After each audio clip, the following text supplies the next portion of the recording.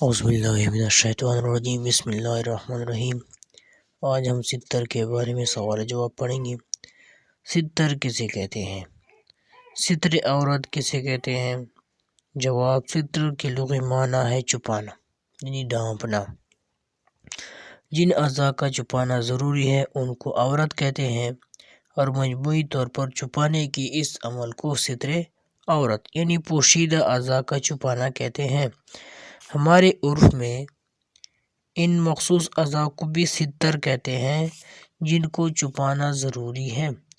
بحر شریعت جلد اول میں صدر الشریعہ بدر الطریقہ حضرت علامہ مولانا مفتی محمد امجد علی اعظمی رحمۃ اللہ تعالی علیہ فرماتے ہیں، ستر عورت یعنی ستر چھپانا ہر حال میں واجب ہے، خواہ نماز میں ہو یا نہیں، تنہا ہو یا کسی کے سامنے، بلا غیر کسی غرض صحیح کے تنہائی میں ستر کھولنا جائز نہیں، اور لوگوں کے سامنے یا نماز میں تو ستر چھپانا بالاجماع فرض ہے۔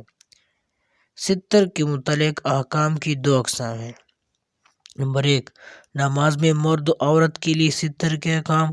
نمبر 2، غیر نماز میں ستر کے احکام، کہ کون کس کس کے جسم کے کون سے حصے پر نظر کر سکتا ہے۔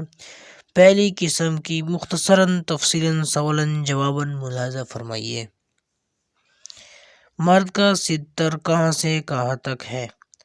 مرد کے جسم کا کون سا حصہ ستر ہے، اور نماز میں اس کے لیے ستر کے کیا احکام ہیں؟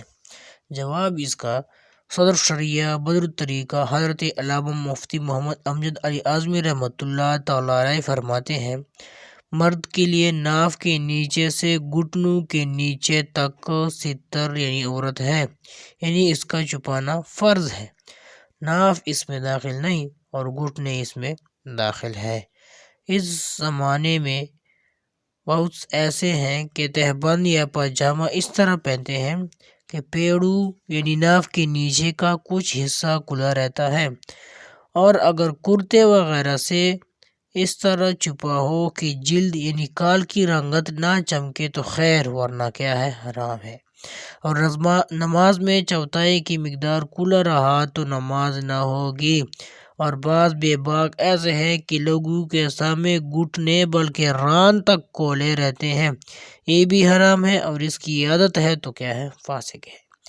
احرام پہننے والے بعض حاجی بھی بے احتیاطیاں کرتے ہیں، اور ان کے ستر کے بعض حصے جیسا کہ ناف کے نیچے کا کچھ حصہ اور گھٹنے بلکہ رانوں کے بعض حصے سب کے سامنے ظاہر ہوتے رہتے ہیں۔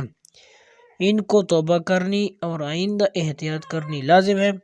نیز اس سے نیکر پہن کر مکمل گھٹنے اور رانوں کا کچھ حصہ کھلا رکھ کر گھومنے والے افراد بھی سبق حاصل کریں اور اس سے توبہ کریں، نہ خود گنہگار ہوں نہ دوسروں کو بدنگاہی کی دعوت دیں۔